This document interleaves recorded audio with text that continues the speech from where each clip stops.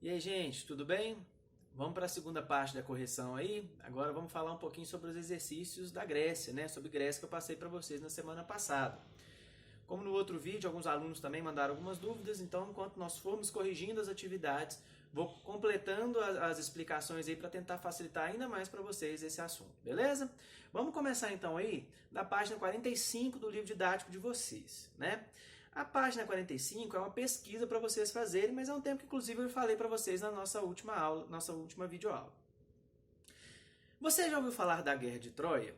Tratou-se de um conflito narrado em muitos livros de história e que deu origem a filmes, peças de teatro e histórias em quadrinho muito interessantes. Para a realização dessa atividade a respeito da Guerra de Troia, siga as etapas.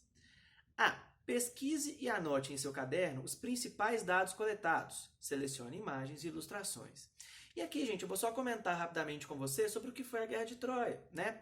Guerra de Troia foi aquela guerra, então, que vai acontecer entre troianos e várias cidades, estados gregas. O que vai acontecer? De acordo com a mitologia, com a história contada dessa guerra, a gente vai ter o príncipe Paris se apaixonando pela Helena, né, que na época já era casada com um dos reis das cidades-estados gregas, né, o Menelau.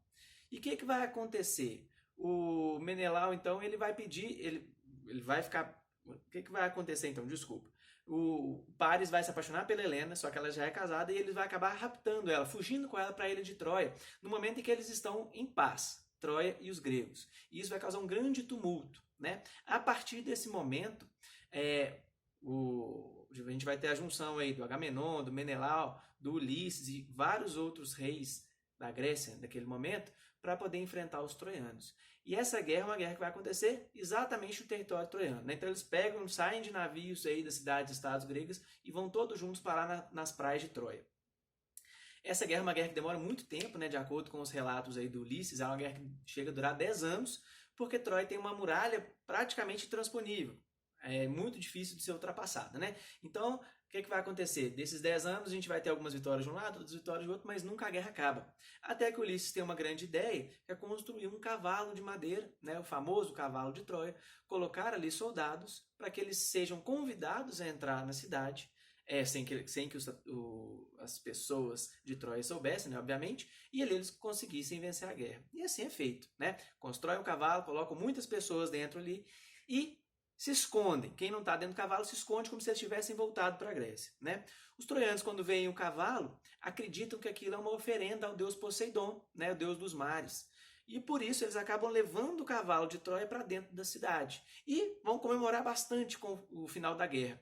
Só que tem um problema, né? Eles comemoram muito, bebem demais, comem demais e acabam abaixando a guarda. Nesse momento, os gregos saem do cavalo, destroem a guarda troiana que cuidava do portão da muralha, abre a muralha e todos os gregos então invadem a cidade de Troia e acaba com a guerra dessa maneira, beleza? Esse é um resumozinho sobre a guerra de Troia, vocês devem ter feito a pesquisa aí, depois eu vi algumas fotos, ficaram bem legais, teve gente que pegou foto da internet, a gente fez desenho, pode comentar aí quem que fez aí, como é que vocês fizeram sobre isso aí também nos comentários do vídeo, tá? A B pede para vocês produzirem uma história em quadrinhos sobre esse conflito, né? Vi algumas histórias em quadrinhos, ficaram muito bacanas, podem comentar aí também, beleza? Vamos para a próxima página, então, a página 47. A página 47 é interpretando documentos. O texto está na 46 e a pergunta na 47. Vamos lá. Leia os fragmentos de textos a seguir. Eles descrevem a configuração espacial das cidades gregas. A origem é uma colina, onde se refugiam os habitantes do campo para se defender de seus inimigos. Mais tarde, o povoado se estende por uma planície vizinha e geralmente é fortificado por um cinturão de muros. Distingue-se então a cidade alta, a Acrópole, onde ficam os templos dos deuses e onde os habitantes da cidade ainda podem se refugiar para uma última defesa, e a cidade baixa, a Haste, onde se desenvolvem os comércios e as relações civis. Mas ambas são partes de um único organismo, pois a comunidade citadina funciona como um todo único, qualquer que seja seu regime político. E esse fragmento mostra bem legal o tema que eu retratei para vocês no slide que eu coloquei nessa semana lá no Google Drive, viu, gente? Quem ainda não pegou o slide, pega lá, ficou bem interessante, falando sobre a questão da Acrópole, da água, como é que era dividida as cidades gregas nesse momento. Vamos para o próximo. A cidade agrupa tantos habitantes quantos a terra possa nutrir. Por isso, ela é um mundo pleno, mas também um mundo fechado em seu território, isolado radicalmente dos vizinhos por fronteiras bem definidas. É este isolamento da comunidade cívica que permite o desenvolvimento de uma cidade autônoma. Ela reúne ao mesmo tempo as funções de mercado, de centro religioso, de centro de defesa militar e da administração indispensável a uma coletividade. Pergunta: que características definiam as cidades-estados gregas? E aí, gente, vocês podem colocar várias coisas aí em relação a, por exemplo, a divisão, a parte alta e a parte baixa da cidade, mas é importantíssimo dizer que as cidades-estados gregas, elas são autônomas. Isso significa dizer que cada cidade vai estabelecer o seu funcionamento em termos de exército, em termos de política, em termos de sociedade, cultura, religiosidade. Eles têm uma mesma religiosidade, mas cada cidade vai estabelecer um deus protetor. As cidades vão ter formas diferentes de organizar a política. Atenas, por exemplo, no momento vai ser aristocracia, vai ser monarquia, vai chegar a ser democracia. Já Esparta, que é o outro lado da moeda que nós vamos falar bastante ainda, a gente vai ter lá uma diarquia, são 2 reis governando uma aristocracia. Enfim, cada cidade-estado, então, é autônoma para regular a maneira como a cidade vai funcionar, beleza? Vou mostrar um modelinho, então, de resposta para vocês aqui, rapidinho, para quem teve alguma dúvida em relação a essa questão, beleza? Quem precisar de mais tempo aí, só dá pausa no vídeo e depois passa para frente. Beleza. Vamos para a página 49 aí agora. Ó, interpretando documentos também da página 49. Assim como acontecia com vários povos da antiguidade, havia escravizados na maior parte das cidades gregas. Em Atenas, a maioria deles era composta de prisioneiros de guerra e seus descendentes. Um grego também poderia ser escravizado caso não conseguisse pagar as próprias dívidas. Nesse caso, a pessoa era escravizada por seu credor durante um período determinado como forma de pagamento. E aí tem 2 imagens, né? Uma ânfora de um lado e um vaso de cerimônias funerárias do outro. De acordo com os documentos, responda as questões a seguir. A. Qual que era a origem da maior parte dos escravizados? Gente, a maior parte dos escravizados em Atenas, eles eram prisioneiros de guerra. Então as cidades faziam aí, não só em Atenas, né, mas principalmente em Atenas, nesse momento eles faziam guerras e os prisioneiros dessas guerras iam para essas cidades aí e lá eles eram tratados como escravos, tá?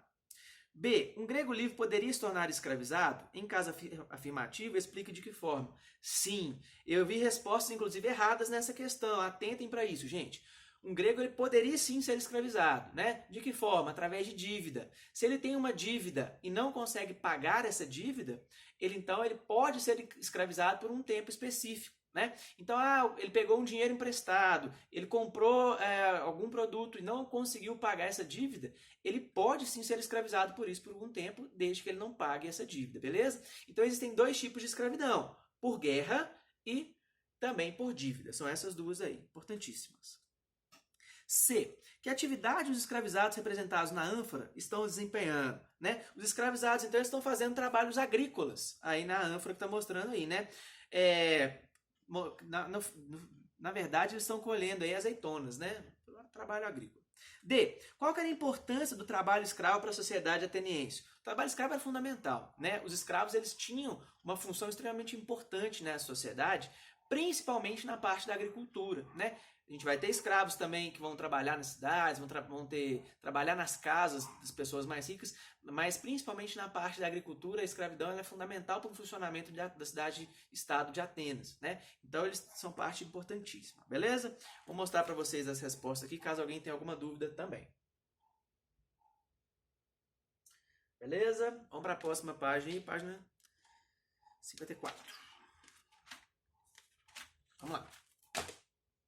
Página 54, número 3. As informações a seguir fazem parte de um livro a respeito da história da Grécia Antiga. No entanto, elas foram todas misturadas, sendo impossível reorganizá-las sem conhecer um pouco da história das 2 principais cidades gregas, Atenas e Esparta. Por isso, leia as afirmativas com muita atenção e depois de descobrir a qual dessas 2 cidades-estado as informações se referem, marque A para Atenas e E para Esparta. Atenção! Existem afirmativas que podem se relacionar às 2 cidades, por isso marque A/E nesses casos. Vamos para a primeira, então.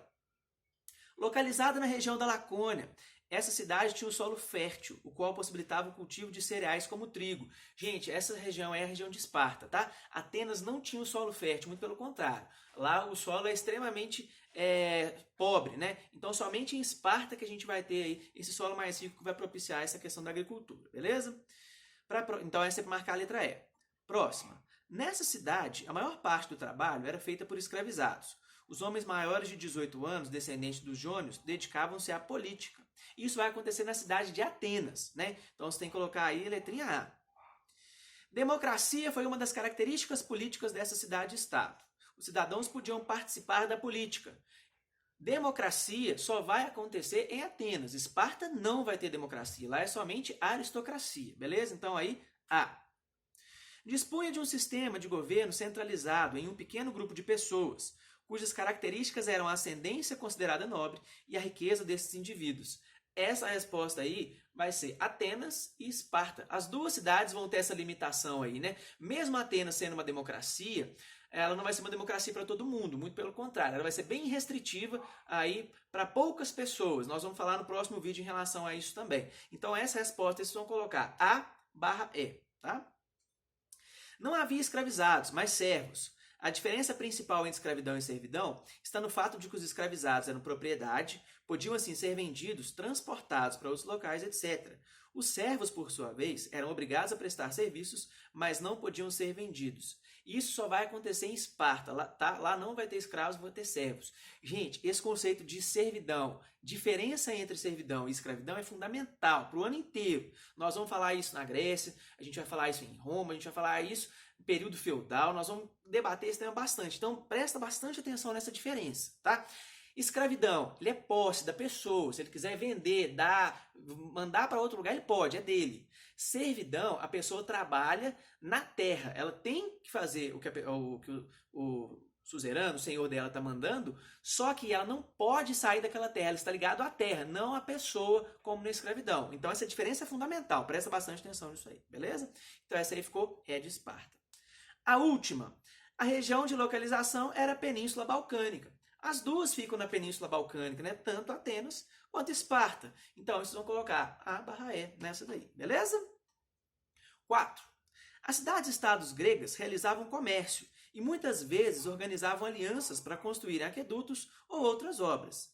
Em alguns momentos da história da Grécia Antiga, uniram exércitos para enfrentar os inimigos externos. Em outros momentos, acabaram ocorrendo lutas entre irmãos. Forma uma equipe com seus colegas, que vocês na verdade fizeram sozinhos, né? Não teve como fazer essa atividade em dupla ou grupo. E aí pede para vocês ilustrarem com mapa e imagens um desses dois conflitos, ou as guerras greco-pérsicas ou a guerra do Peloponeso. As guerras greco-pérsicas, como o próprio nome já diz, a gente vai ter a guerra entre as cidades e estados gregas enfrentando os persas, né? Quem já viu o filme 300 aí, que já comentaram comigo que gosta bastante desse filme, retrata exatamente essa guerra aqui, né? Guerras greco-pérsicas. Já a guerra do Peloponeso, a gente vai ter uma guerra civil, ou seja, uma guerra interna da Grécia, né? A gente vai ter algumas cidades-estados de um lado e outras cidades-estados do outro, né?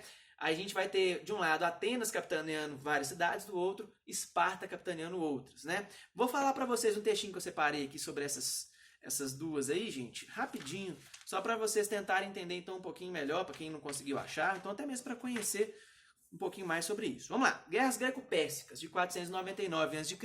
a 449 a.C. Atenas e outras cidades gregas, em determinado momento, formaram a Liga de Delos, para lutar contra os persas, que em seu processo de expansão territorial, chegaram a ameaçar as colônias gregas localizadas na Ásia Menor. As cidades gregas deveriam contribuir com dinheiro, armas, navios e homens para a Liga de Delos, que era coordenada pela cidade de Atenas. Esparta, cidade guerreira por excelência, negou-se a participar da Liga, pois não concordava em enviar dinheiro a Atenas para a formação de um poderoso exército quando já dispunha de soldados e armamentos. Apesar da hegemonia de Atenas na Liga de Delos, o episódio foi protagonizado pelos espartanos. Narrado por Heródoto, tornou-se o mais famoso dos conflitos greco-pérsicos. Esse conflito durou cerca de 20 anos. Finalmente, os gregos conseguiram derrotar os persas. Essa vitória deu à cidade de Atenas, uma posição de liderança na região da Grécia, o que acabou ocasionando conflito entre ela e outras cidades gregas. Atenas vai montar essa Liga de Delos, vai conseguir juntar dinheiro, soldados, para poder então enfrentar os persas. Só que boa parte dessa verba que Atenas pegou foi utilizada também para fazer melhorias na própria cidade de Atenas, o que vai causar grandes conflitos aí em outras cidades e o que vai gerar a Guerra do Peloponeso. Presta atenção. Guerra do Peloponeso, 431 a.C. a 404 a.C.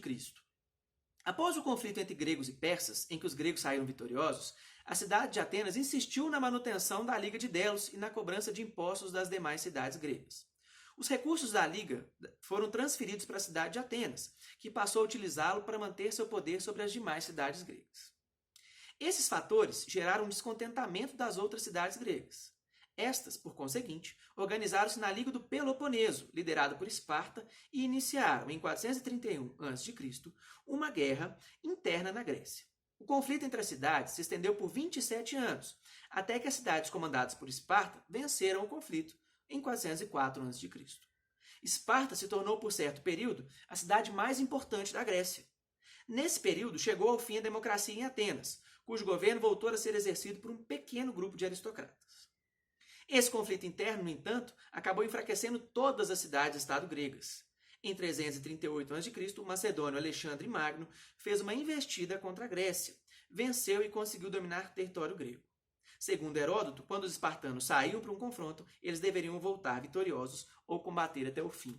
Então essa guerra, a Guerra do Peloponeso, gente, na verdade, apesar de Esparta ter vencido, enfraqueceu toda a Grécia. Por quê? Porque a gente vai ter muitas mortes, muito gasto financeiro nisso tudo aí, o que vai facilitar invasões estrangeiras. Então, no primeiro momento, eles vencem os persas, só que depois a guerra interna entre os gregos, então, gente, acabou enfraquecendo demais todo o território e possibilitando invasões estrangeiras, que vai ser inclusive retratado também em matérias mais para frente, né, quando Alexandre, por exemplo, vai dominar a região da Grécia, beleza?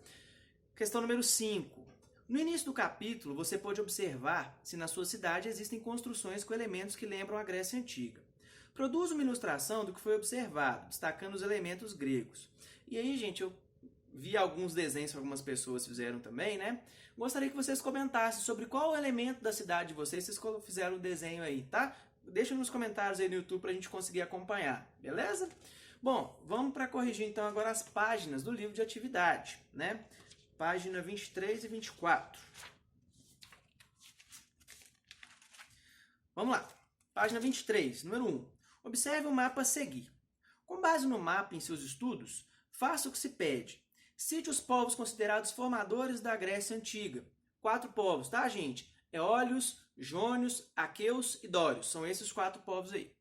Cite as características geográficas que contribuíram para o desenvolvimento das atividades marítimas da civilização cretense. A gente tem que lembrar aí que a Grécia ela é muito recortada geograficamente, com o solo, em geral, muito pobre. Ou seja, a gente vai ter desde o início, então, muitas cidades-estado gregas desenvolvendo a navegação e o comércio marítimo. Por quê? Não conseguem produzir, plantar, desenvolver agricultura naquela região, então eles precisam comprar, fazer trocas comerciais. Então, por isso, desde cedo, a gente vai ter essa questão aí do comércio marítimo. Número 2. Qual foi a principal atividade da civilização cretense? Creta era uma ilha, também passava por esse mesmo problema. Então, a principal atividade de Creta, gente, era o comércio marítimo, tá?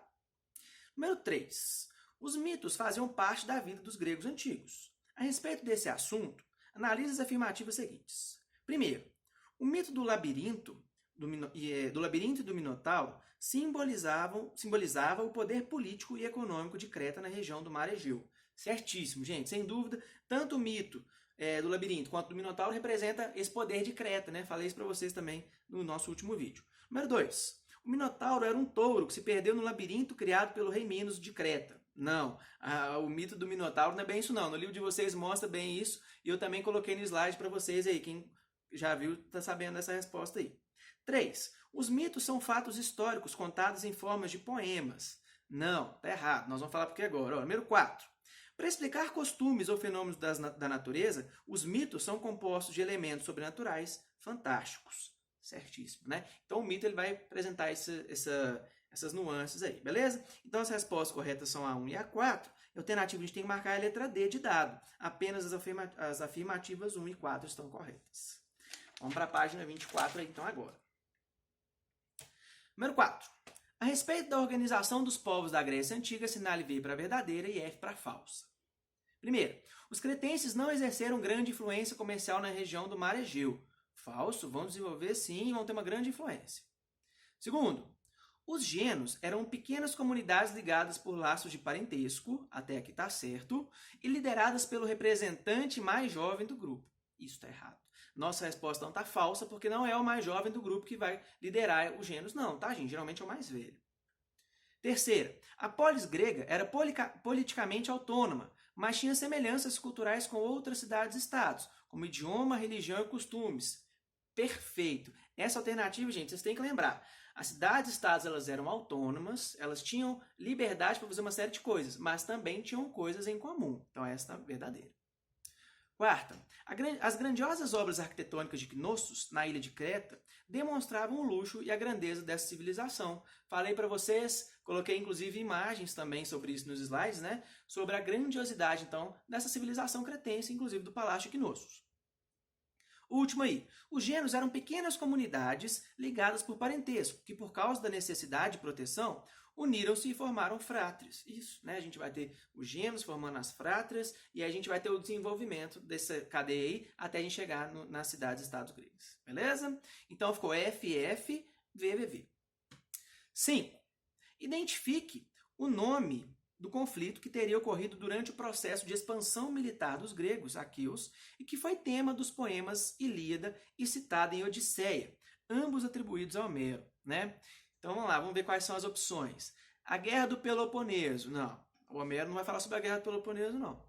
Guerra de Troia, isso mesmo, né? A Ilíada, então, conta a história da Guerra de Troia, que é essa daí, e a Odisseia conta a volta de Ulisses para sua terra natal depois da Guerra de Troia. Então a resposta certa é a letra B, tá? C, Guerra Greco-Pérsica, não, tá errado. E D, Guerra de Ítaca, também tá errado.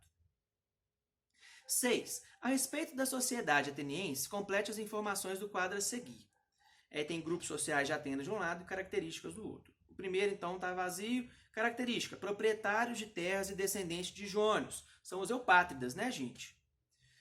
Demiurgos. Quem são os demiurgos? São os pequenos agricultores, comerciantes, artesãos, tá? Esses são aí os demiurgos. Estrangeiros. Qual grupo social que é? Metecos. E aí, escravizados. Quais são as características desses escravizados? A gente pode falar que são escravizados de duas maneiras. Ou por guerra, ou por dívida. Beleza, gente? Então, acompanhe essas respostas dessa página aí, por favor. Quem não conseguiu pegar a fala, pode pegar aí agora, né? E aí a gente termina a nossa correção. Beleza, gente? Espero que vocês tenham compreendido bem. Expliquei mais detalhadamente alguns pontos que achei que vocês tinham ficado em dúvida, algumas pessoas tinham comentado, mas quem tiver qualquer dúvida, amanhã vai ter mais um vídeo sobre a Grécia, tá? Falando principalmente sobre Atenas e Esparta. Assistam, vejam os slides.